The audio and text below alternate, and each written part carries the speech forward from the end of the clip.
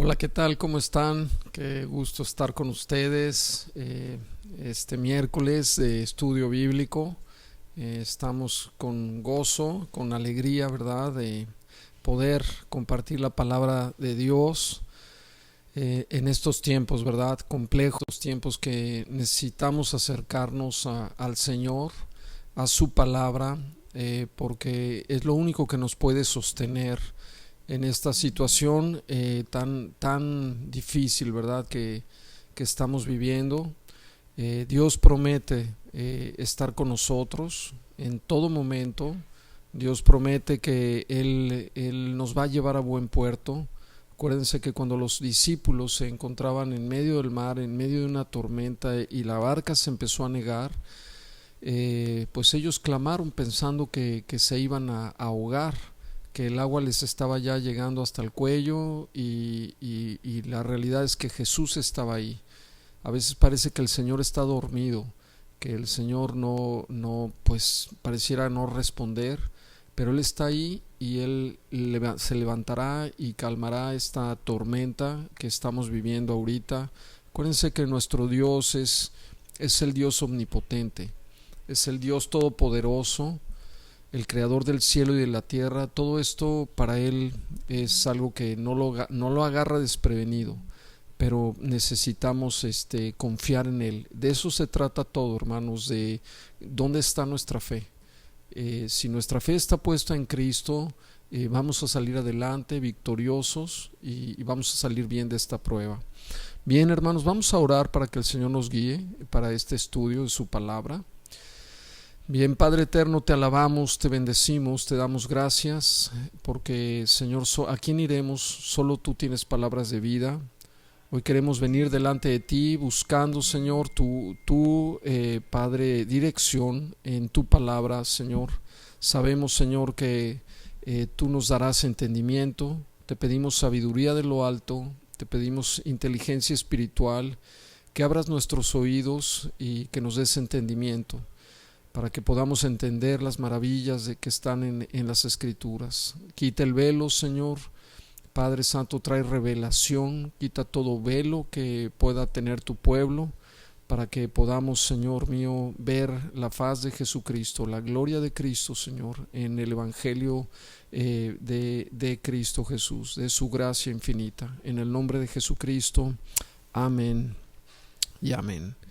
Bien, hermanos, estamos viendo el tema, ¿verdad?, de cómo la respuesta del creyente a la salvación. La respuesta del creyente a la salvación en Primera de Pedro, de los versículos 13 al 17. Ya vimos que los creyentes deben de responder con esperanza. El creyente debe de responder con esperanza en cuanto a la salvación que Dios nos ha dado. Es nuestra obligación, ¿verdad? Somos un pueblo que tenemos una esperanza viva, dice el apóstol Pedro. No es una esperanza muerta como muchas religiones tienen. Desgraciadamente, si los que creen en la dianética, cuando termine al final del camino, se van a dar cuenta que lo que están esperando no es lo que les dijeron, no es lo que les prometieron. Nuestra esperanza es una esperanza viva, dice la Escritura. En medio de esta pandemia, nuestra esperanza está en Cristo, ¿verdad? Él está pronto, nuestra esperanza pronto será cumplida. Los creyentes también deben de responder en santidad. Al recibir la salvación, dice la palabra que hemos de responder buscando la santidad. Dios ha transformado nuestra naturaleza. Tenemos una nueva naturaleza creada conforme a Cristo en la justicia y santidad de la verdad. Es por eso que debemos de buscar la santidad, debemos de buscar apartarnos del pecado. Ahora vamos a estudiar cómo los creyentes deben de responder en honra. Los creyentes deben de responder en honra. Vamos a Primera de Pedro 1:17, Primera de Pedro 1:17. Dice la palabra de Dios,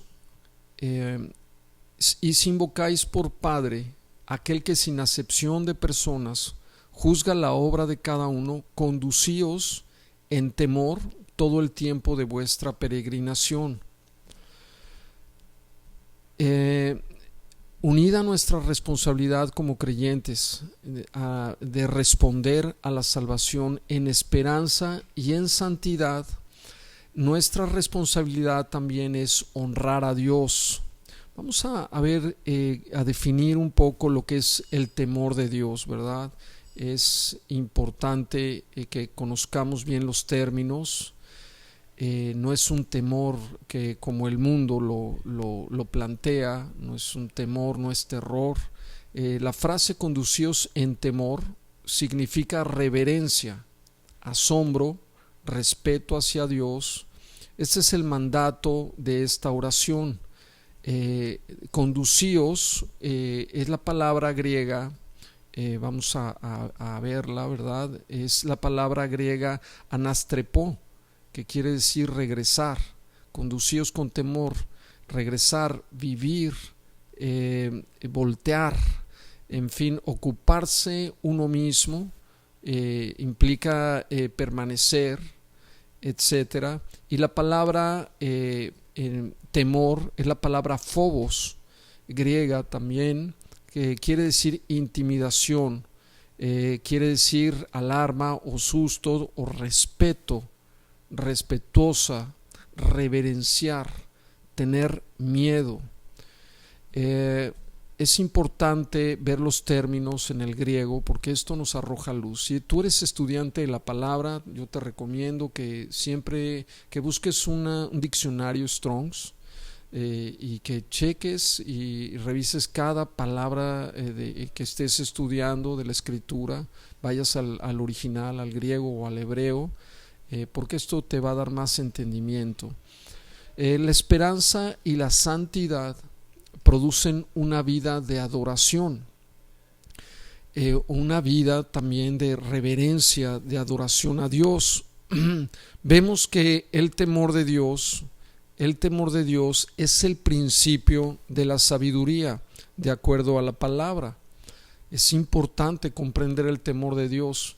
Es importante entender que el cristiano está llamado a honrar y a reverenciar a Dios. Dice Proverbios 9:10, el temor de Jehová es el principio de la sabiduría y el conocimiento del Santísimo es la inteligencia. Este sentimiento reverente de maravilla, de admiración y de temor sumiso es fundamental para todo conocimiento y sabiduría espiritual.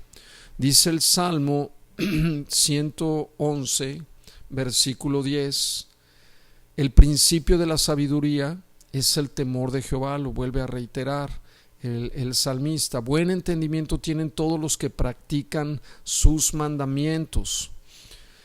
Vemos otra vez que el temor de Jehová es el principio de la verdadera sabiduría. Si tú has recibido la salvación de Dios, nuestra respuesta o tu respuesta natural es honrarle, es temerle, es reverenciarle.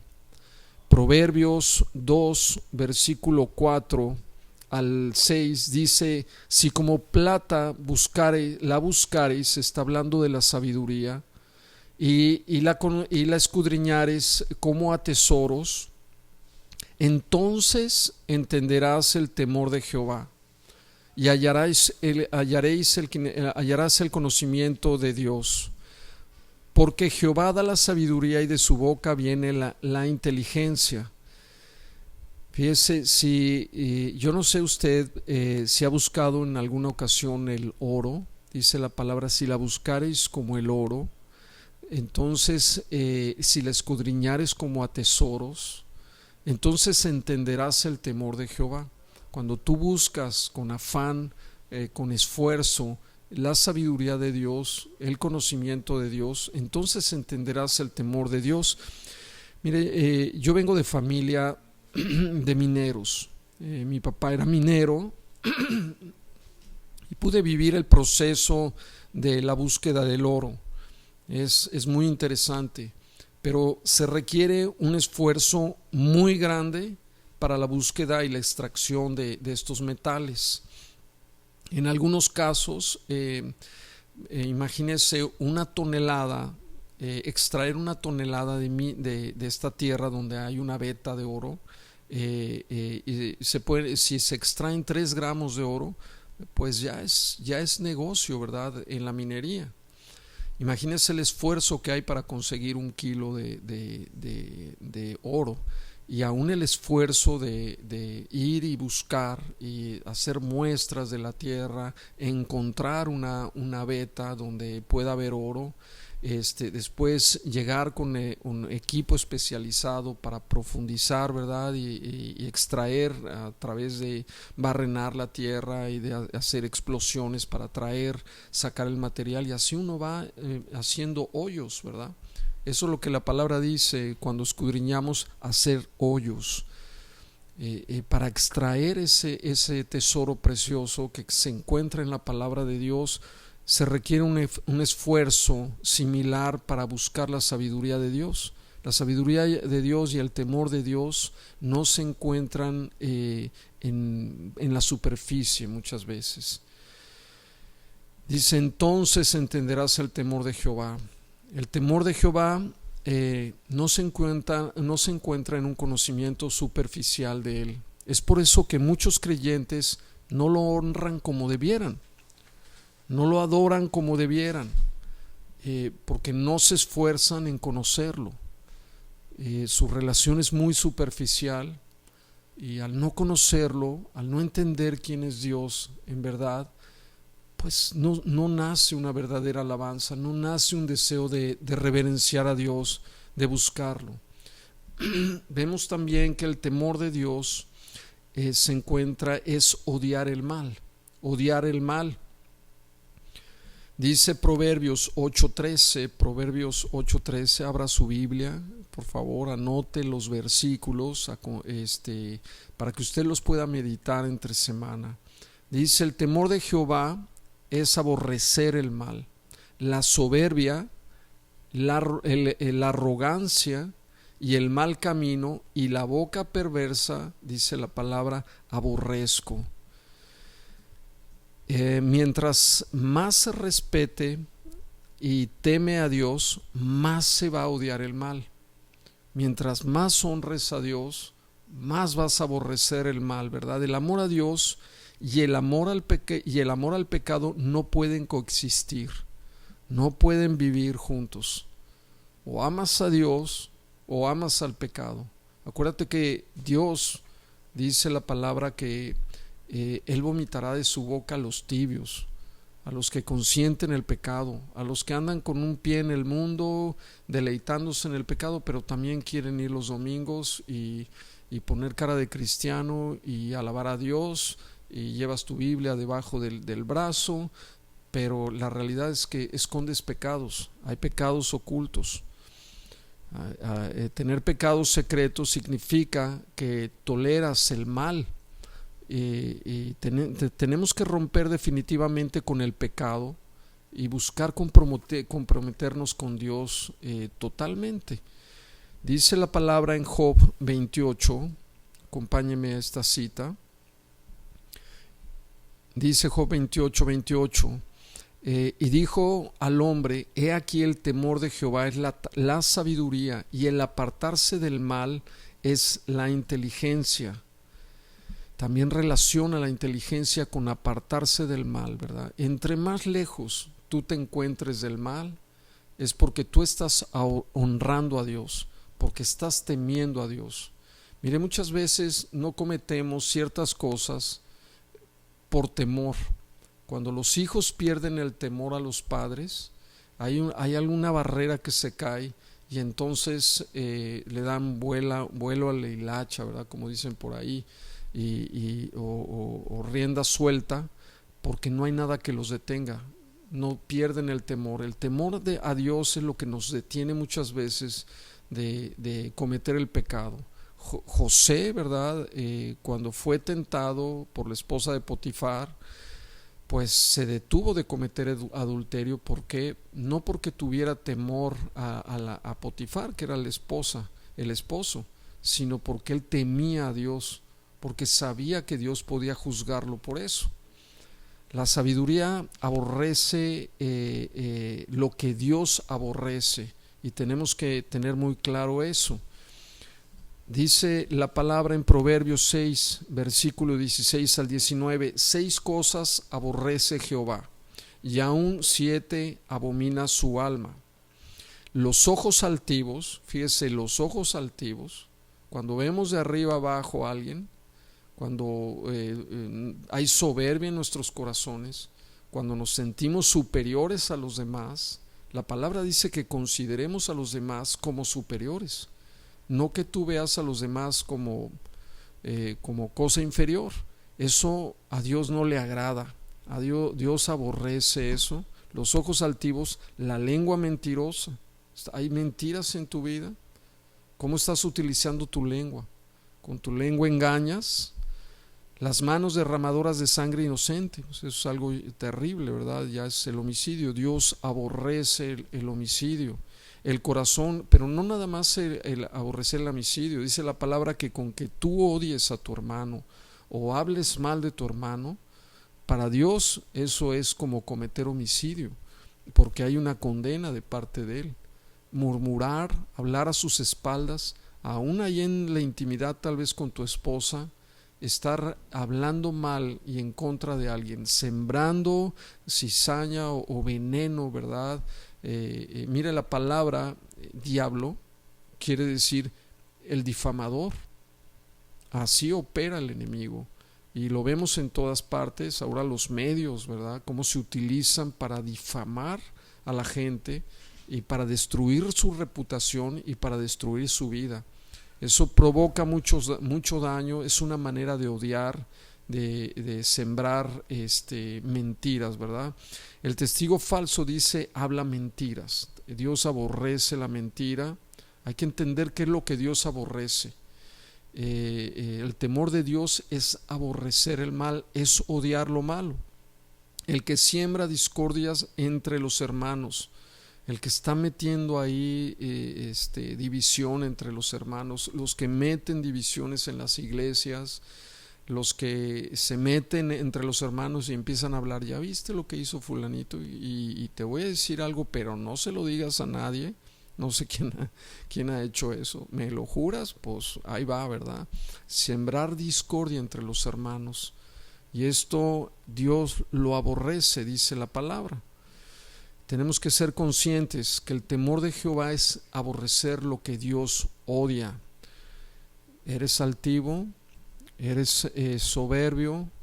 Es importante. Este tiempo es un tiempo de reflexión. Este tiempo en que nos encontramos en nuestras casas, que estamos, ¿verdad?, en el hogar, que día a día estamos con nuestra familia, todos encerrados. Es un tiempo de reflexionar y ver en qué estamos mal, y cambiar, arrepentirnos y volver nuestro rostro a Dios y buscarlo a Él, ¿verdad?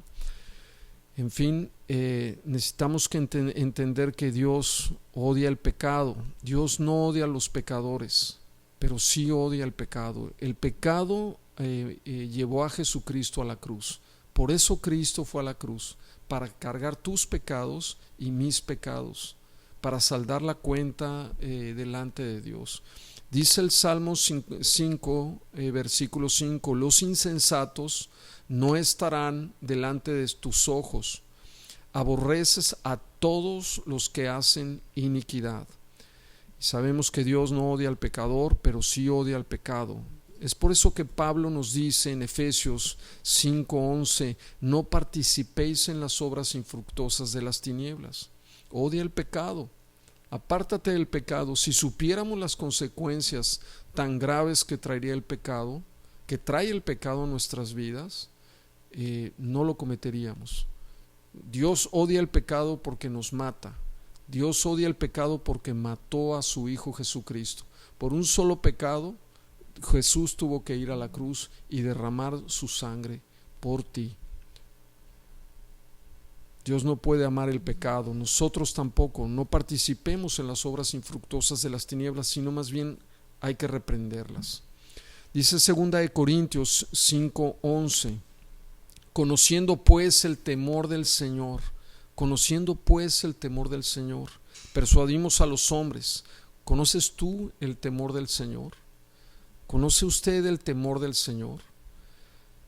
No se refiere a tener miedo, sino a una reverencia a Dios con una actitud de adoración.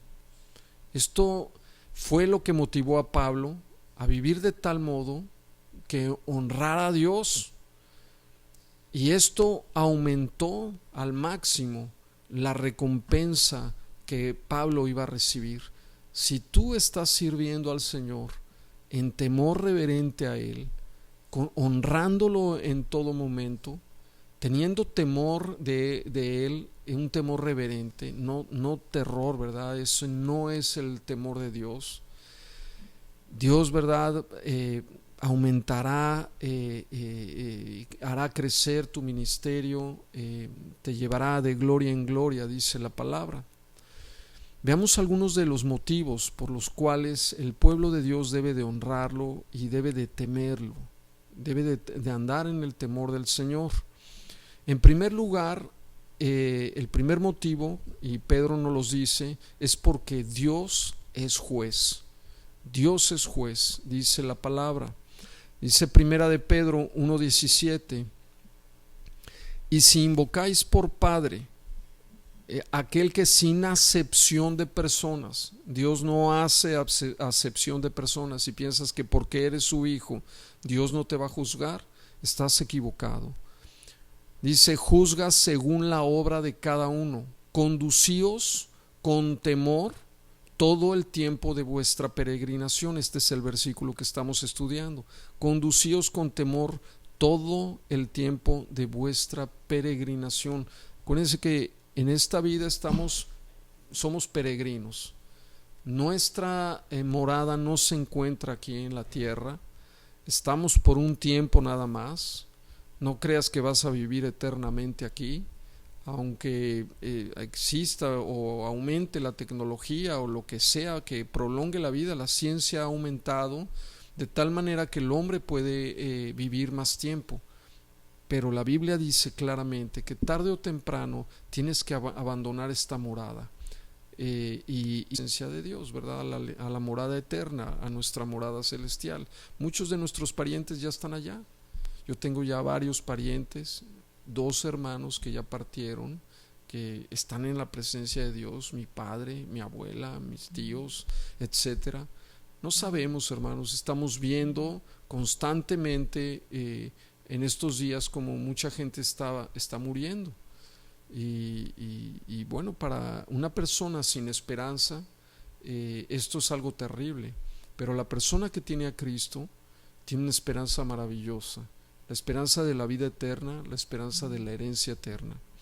Vemos que Pedro comienza en este versículo diciéndonos que tenemos que conducirnos con temor del Señor, porque Dios es el juez. Si invocamos por Padre, dice la palabra, esto implica que todos los creyentes podemos acercarnos a Dios como sus hijos. Tú eres su hijo si invocamos por Padre. Dice Gálatas 4:6: y por cuanto sois hijos de Dios, tú eres hijo de Dios. Si ya tienes a Cristo en tu corazón, eres su hijo. Dios envió a vuestros corazones el Espíritu de su Hijo, el cual clama: Abba Padre. El cual clama: Abba Padre. Esta es la manera de acercarnos, correcta de acercarnos a Dios. Pero Pedro, como nuestro Padre, Abba Padre quiere decir, es una palabra hebrea que quiere decir papito. Nadie podía mencionar a Dios ni decirle a Dios que era su Padre. Era Dios, el omnipotente. Es más, ni el nombre de Dios los judíos lo mencionan, ¿verdad? Porque es demasiado sagrado.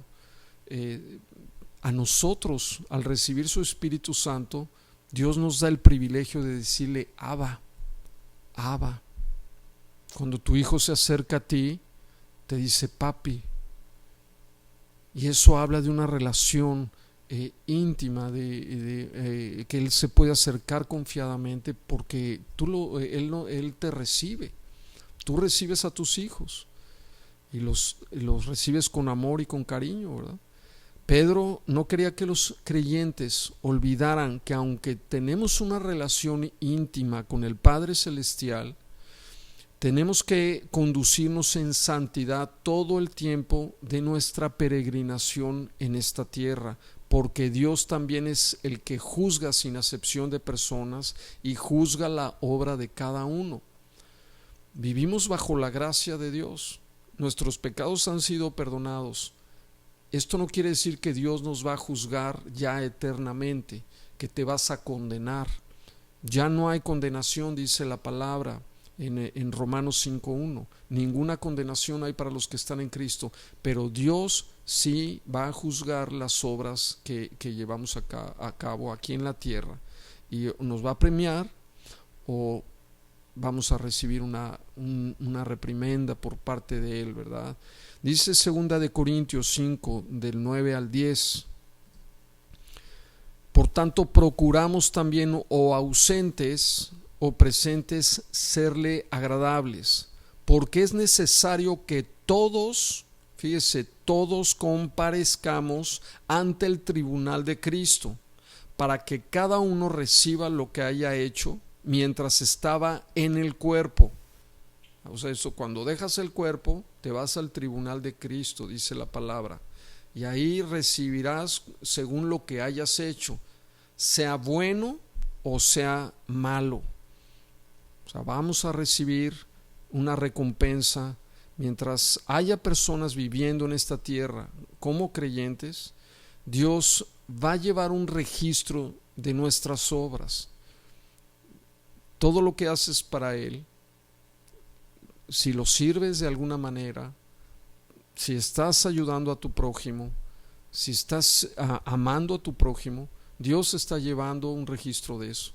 Si estás sirviéndole en la iglesia, si tienes algún ministerio, mira, no busques, ¿verdad?, agradar al pastor o agradar al hombre. Claro, hay que sujetarnos a las autoridades que Dios ha establecido, pero ante todo estás sirviéndole a Él. Él lleva registro de todo.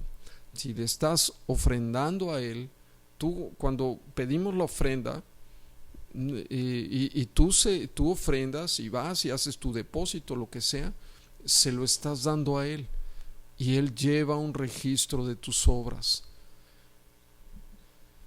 de todo lo que hacemos. En la manifestación de Jesucristo habrá un juicio para todos los creyentes, dice la palabra de Dios. Por eso Pablo lo describió así en la primera epístola a los Corintios.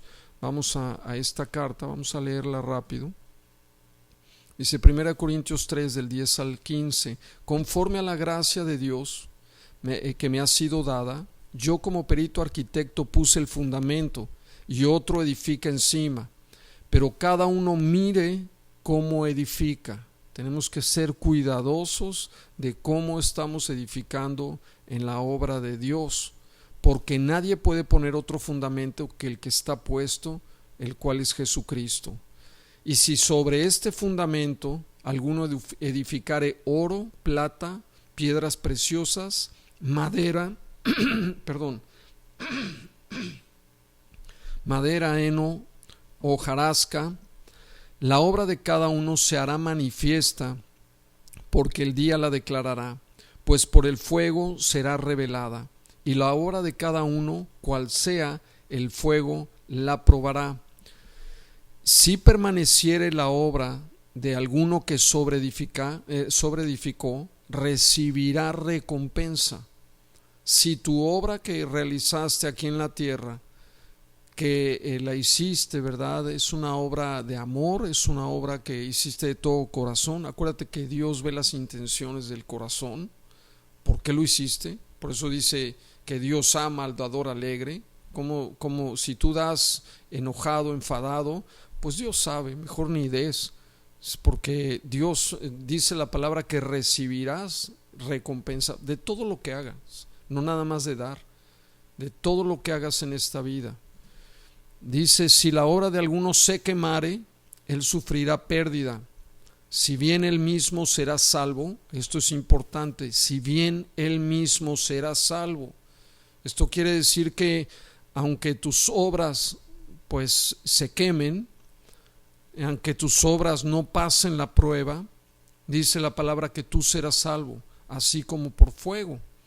Esto quiere decir que la salvación, hermanos, no se pierde. La salvación que tienes es una salvación eterna. No, si aún tú llegaras a pecar en este momento, no vas a perder la salvación. Tú no hiciste nada para ganar la salvación, lo hizo Cristo. Lo único que hiciste fue creer, y eso porque Dios puso en ti esa fe, y no puedes hacer nada para perder la salvación. Hay doctrinas, ¿verdad? Los arminianos, perdón, piensan que la salvación se pierde. Es una doctrina que ellos respaldan con algunos versículos, pero tiene muy poco fundamento. Hay que estudiar bien el libro de Romanos para entender este don es eterno. Dios no naciste de nuevo, y Dios después del nuevo nacimiento ya no hay vuelta para atrás. Eres una nueva criatura, las cosas viejas pasaron y aquí son hechas nuevas, todas son hechas nuevas. Pero sí, Dios va a juzgar todo lo que hagamos, y es importante entenderlo, porque si no, no entenderíamos el temor de Dios. Dice Primera de Pedro 4:17: porque es tiempo de que el juicio comience por la casa de Dios. El juicio debe de comenzar por la casa de Dios, y si primero comienza por nosotros, ¿cuál será el fin de aquellos que no obedecen al Evangelio de Dios?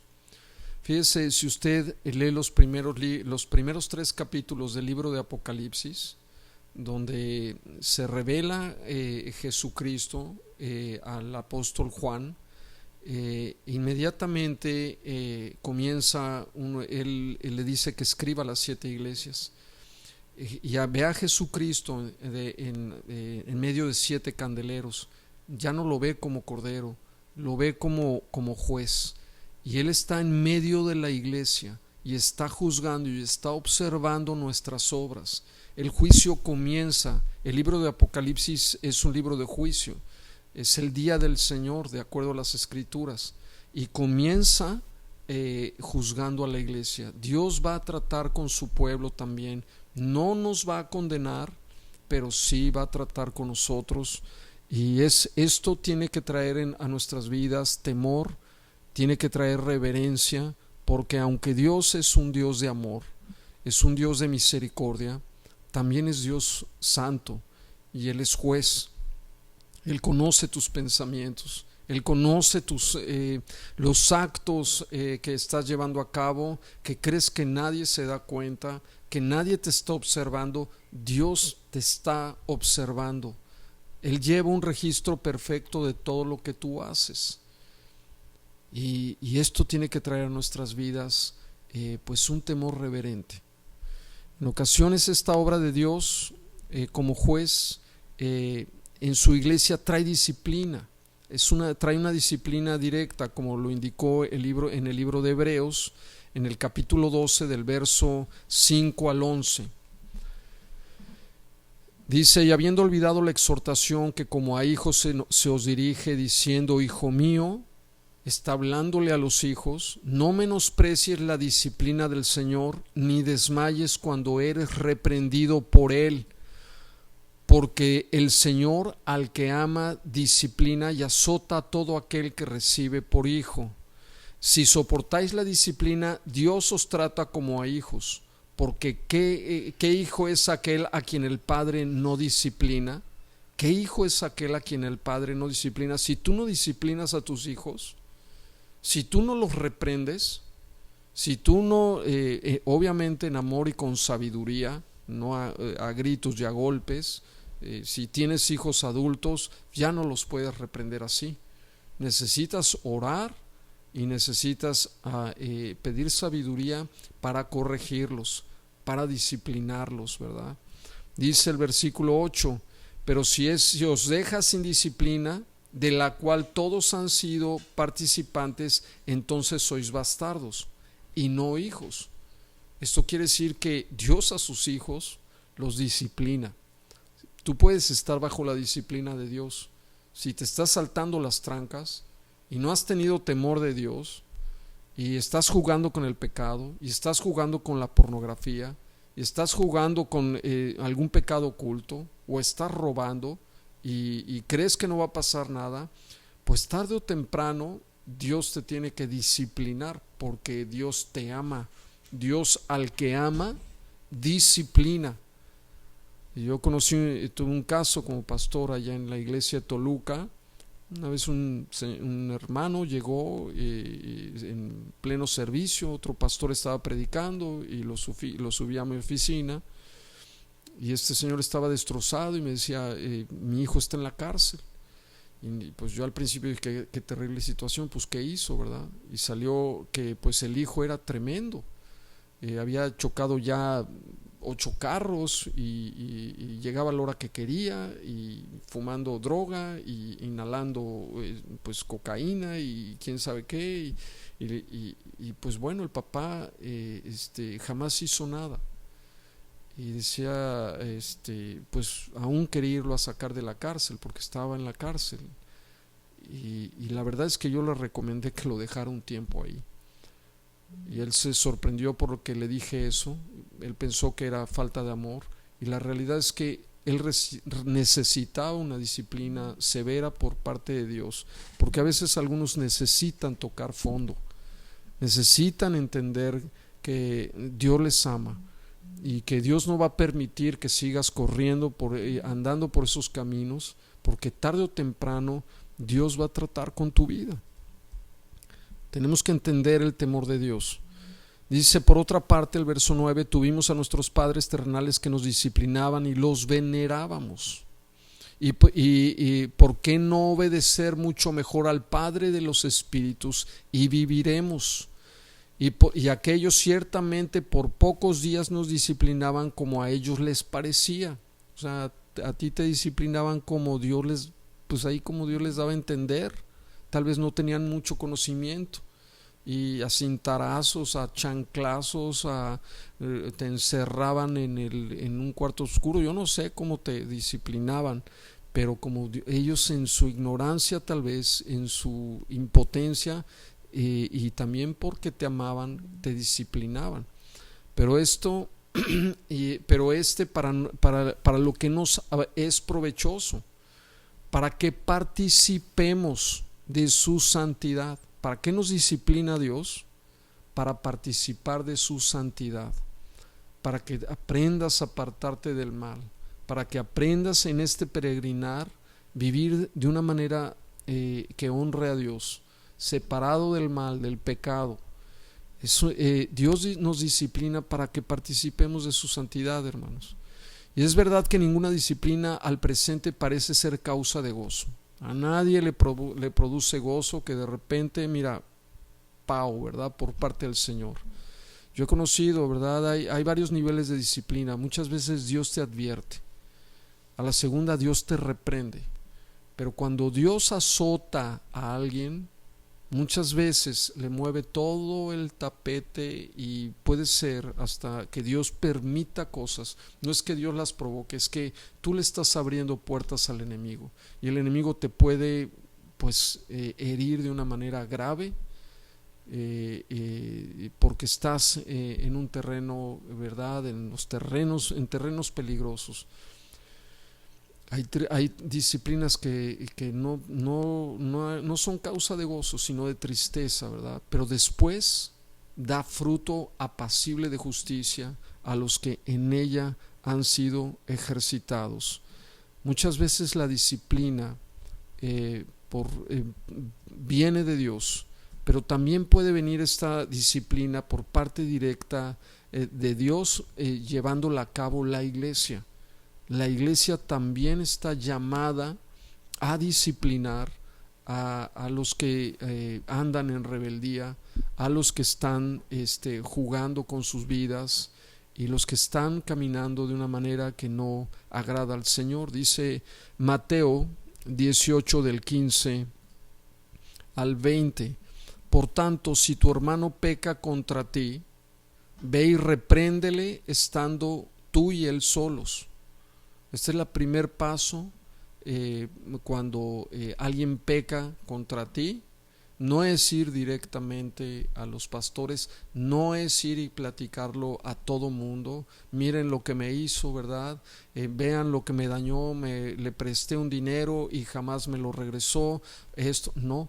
Primero ve con tu hermano y repréndelo estando tú y él solos, ¿verdad? Si te oyere, has ganado a tu hermano. Dice el versículo 16: mas si no te oyere, toma aún contigo a uno o dos. O sea, ya aquí llama a dos testigos, ¿verdad?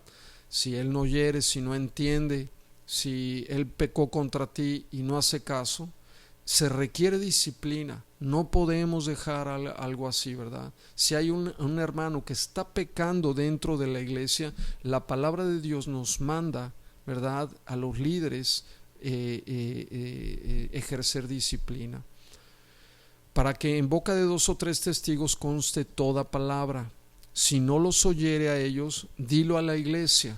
Entonces ya no te oyó a ti ni a 2 testigos, entonces la persona públicamente se expone su pecado, ¿verdad? Fulano no quiere dejar al amante, fulano anda en pecado, no puede estar dentro de la iglesia. Hay gente que tiene que salir de la iglesia. Esto tiene que provocar en nosotros temor. Acuérdense que la iglesia es un hospital.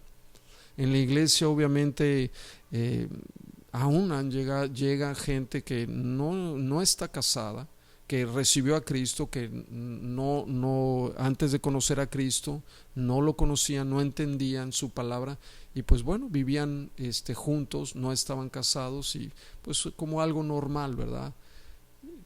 Tenemos que acercarnos como pastores, hablar con ellos, darles tiempo de su crecimiento, que arreglen su vida poco a poco. Pero hay gente que no se quiere arrepentir, que quiere vivir la vida con un pie en el mundo y con un pie en Cristo. Esto no debe de ser. Y entendamos que muchas veces la disciplina viene por parte de Dios, y esto tiene que traer temor a nuestras vidas. Tú no puedes andarte saltando las trancas y pensando que el pastor de la iglesia no te va a decir nada. Tarde o temprano va a sacar la vara, porque Dios lo está moviendo a eso, por amor a ti, para que camines en el temor del Señor. En fin, la palabra nos habla de la disciplina. Todo lo que ataremos en la tierra será atado en el cielo. Esto habla de disciplina. Dios está de acuerdo en llevar a cabo eso. Se va un tiempo, ¿verdad? María, cuando habló en contra de Moisés, dice la palabra que se llenó de lepra por haber hablado en contra de su hermano, pero no nada más era de su hermano, era un hombre puesto por Dios, una autoridad de parte de Dios. Se levantó en su contra, y eso hizo que María tuviera que salir del campamento. Salió porque estaba llena de lepra. Hay hermanos que la lepra representa también el pecado, ¿verdad? Que tienen que salir. ¿Por qué? Porque si no infectan a todo el pueblo. Acuérdate que es la congregación de los santos. No somos perfectos, nadie es perfecto en la iglesia, pero tenemos que ejercer la disciplina que Dios nos manda. Bien, la manera en que nos conducimos es muy importante, hermanos. El verdadero amor y la verdadera adoración a Dios están enmarcados por la comprensión de que Él es un Padre amoroso, es un Padre misericordioso. Él es generoso con todos nosotros, pero también es nuestro Dios, es un Dios santo que disciplina. Si a ti te vendieron el evangelio de la gracia, de la supergracia, ¿verdad? Pues bueno, Dios es un Dios de eterna gracia, su gracia es abundante, pero no podemos jugar con el pecado. La palabra dice: perseveraremos en el pecado para que la gracia abunde. En ninguna manera, dice la palabra. Vemos que la manera en que nos conducimos delante del Señor es importante en el presente y también en la eternidad.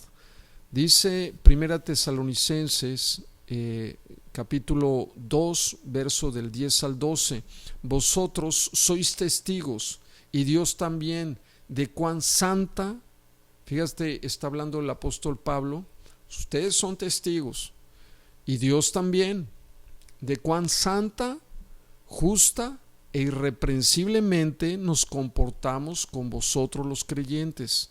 O sea, nadie podía decir de ellos que se habían transado la lana, nadie podría decir de ellos que eran unos borrachos, ni nada. Nadie podía juzgarlos.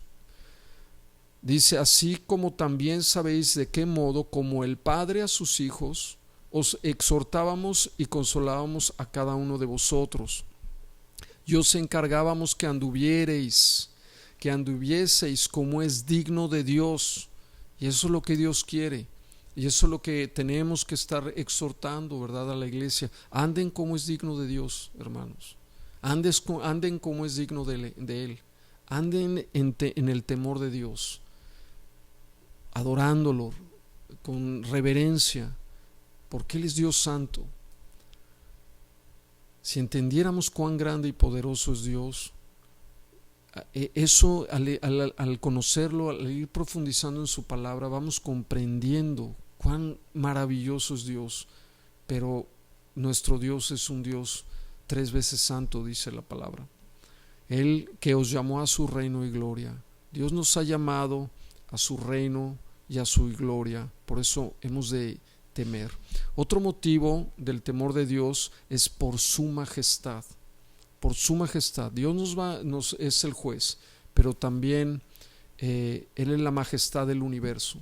Dice: ¿quién no te temerá, oh Rey de las naciones? Tal vez tú has ido, a mí me tocó en una ocasión ir cuando un pariente estaba en el gobierno, fui allá a Los Pinos, ¿verdad?, cuando estaban Los Pinos, ¿no? Y el solo hecho de llegar ahí y acercarnos a la autoridad, no es que uno tema, pero provoca cierto respeto. Ahorita ya no hay temor a la autoridad, pero creo que antes había más que ahora. Ahora habrán todos, ¿verdad?, blasfeman, etcétera, abiertamente. No debemos de hacer eso, hermanos. No debemos actuar como el mundo. Dios es el que pone y quita reyes. Él es el Rey de las naciones. A Él están sujetos todos los reinos del mundo. Si crees que Dios no gobierna todo lo que el mundo, pues no conoces la palabra de Dios. Dice: porque a ti es debido el temor, porque a ti es debido el temor, porque entre todos los sabios de las naciones y todos sus reinos no hay semejante a ti. Esto es maravilloso. Le tememos porque Él es el Rey de reyes y el Señor de señores. Él es digno de honrarlo. Él es digno de reverencia. No hay nadie semejante a nuestro Dios. Qué maravilloso que tenemos ese privilegio de conocer al Dios verdadero, al Rey de reyes. A Él servimos y lo debemos de hacer con honra y lo debemos de hacer con reverencia. Esta frase expresa una de las grandes enseñanzas de los profetas: lo incomparable de Dios. Lo incomparable de Dios. Dios no es simplemente mejor que otros dioses. Él solo es el Dios vivo. Él es el único Dios, grande en poderío, no imponente, no como los otros dioses fabricados, ¿verdad?, de las naciones. Nuestro Dios, ¿verdad?, gobierna y reina con poder. Todos le deben de temer. Él viene, dice la Escritura, a establecer su reino, el reino de los cielos. Él viene a gobernar todas las naciones. Vean nada más el caos en el que nos encontramos. La nación más poderosa del mundo se encuentra en un caos terrible. Europa, el Medio Oriente, Asia, estamos a punto de entrar en una guerra entre Estados Unidos y China. Israel, Irán. Es un conflicto terrible, pero Dios está al control de todo. Él está al control. Recuerde que Él es soberano. Todo esto, nada se escapa a su voluntad. Ya estaba escrito. Está escrito. Es parte de un programa, de un plan de Dios. Si usted no conoce las profecías, pues obviamente todo esto lo va a confundir. ¿Cómo Dios puede permitir todo esto? Si Dios es bueno, ¿por qué está pasando? ¿Verdad? Hay tanto mal en el mundo. Esas son preguntas, ¿verdad?, que algún día las responderemos en otro estudio. Pero Dios es el Rey de las naciones. Este título nos recuerda que hay poder en todo, no hay poder en todo el universo que pueda compararse al poder de Dios. Dios es recto, Dios es sabio, y ninguno se compara a su sabiduría en toda la creación, ¿verdad? Él es el Rey de las naciones. A Dios no se le salió nada del control. Si tú le sirves a Él, si tú conoces al Rey, tú vas a estar tranquilo, tú vas a estar en paz, porque sabes que Él gobierna los cielos y gobierna la tierra. Nada se escapa de su control. Amén. Vamos a avanzar un poquito porque ya se nos está yendo el tiempo. Dios también es digno de ser temido porque hay muchos motivos de por qué hemos de temerle a Dios. Otro motivo es que tememos a Dios por su perdón. Honramos a Dios y le adoramos por su perdón. Dice el Salmo 130, versículo 4: pero en ti hay perdón para que seas reverenciado. En ti hay perdón para que seas reverenciado. Esto es uno de los principales motivos por los cuales le honramos, porque nos ha perdonado, porque nos ha salvado. Estamos llamados a tener esperanza, a vivir en santidad y a honrar a Dios porque nos ha perdonado, porque tus pecados han sido perdonados, porque Él te ha salvado, porque en la cruz del Calvario, cuando Él dijo perdónalos porque no saben lo que hacen, ese perdón fue aceptado por Dios y Él logró reconciliarte con el Padre. ¿Cómo no hemos de honrar? ¿Cómo no hemos de adorar a un Dios así? Toda tu deuda, todos tus pecados, todas tus fornicaciones, tus robos, tus adulterios, todo lo que hiciste, Dios lo ha perdonado. Cualquiera que se arrepienta, dice la palabra, hasta el Chapo, ¿verdad? Si se arrepiente, el Señor lo perdona. ¿Cómo va a ser eso? ¿Cómo puede ser? Tú no puedes hacer nada para ganar el perdón de Dios. El perdón de Dios lo ganó Jesucristo. Él es tu sustituto. Y Él no solo cargó un pecado, el pecado original, el que cometió Adán y Eva, sino que ha cargado todos los pecados de la humanidad en la cruz. Eso es algo que hace que nuestra adoración se levante a Él. Él te rescató de una condenación segura. Si tú mueres, querido amigo, hermano, quien nos esté escuchando, si tú mueres y no te has reconciliado con Dios a través de Jesucristo, pasas a la eternidad a una condenación segura. Y lo dice la Biblia claramente. Y eso es para temer. Porque la Biblia dice que el hombre se condena. Apocalipsis 21 dice claramente que el diablo y sus ángeles serán lanzados al lago de fuego, que arde con fuego y azufre, por toda la eternidad, y ahí sufrirán. Y la Biblia dice claramente que todos los que rechazaron a Jesucristo como su Señor y Salvador sufrirán la misma condenación. No hay manera de que tú te puedas salvar. Dios no te va a juzgar por tus buenas obras y por tus malas obras. Dios no las va a poner en una balanza y va a decir, pues hizo más bien que mal, ¿verdad? Y no, Él no va a hacer eso. Él va a poner tus obras y va a poner su ley. Y en ese momento quedas descalificado totalmente, porque es imposible alcanzar el estándar de Dios. Lo que Dios requiere son 613 mandamientos y ordenanzas que están en la palabra. No solamente son los 10 mandamientos. Con uno que violes de esos mandamientos quedas fuera, dice la palabra en el libro de Santiago. Es por eso que Cristo toma tu lugar en la cruz, sabiendo Dios que ninguno de nosotros podía alcanzar esa justicia.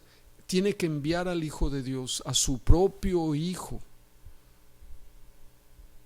Él como perfecto, Él sin mancha, como un cordero perfecto. Cuando Juan el Bautista lo vio, dijo: he aquí el Cordero de Dios que quita el pecado del mundo. He aquí el Cordero de Dios que quita el pecado del mundo. Cuando Cristo murió en la cruz, Él se estaba dando en sacrificio por ti. ¿Cómo no hemos de honrarlo? ¿Y cómo no hemos de adorarlo? ¿Cómo no hemos de reverenciarlo por los siglos de los siglos y para siempre?